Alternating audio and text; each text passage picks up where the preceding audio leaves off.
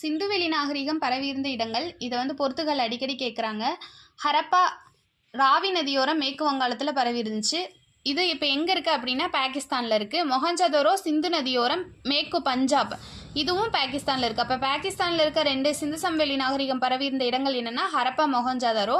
ஹரப்பா ராவி நதியோரம், மொஹஞ்சதாரோ சிந்து நதியோரம். ரூபார் லோத்தல் இது ரெண்டுமே சட்லஜ் நதியோரம். ரூபார் வந்து பஞ்சாப், லோத்தல் குஜராத். காளிபங்கன் காகர் நதியோரம் ராஜஸ்தான்.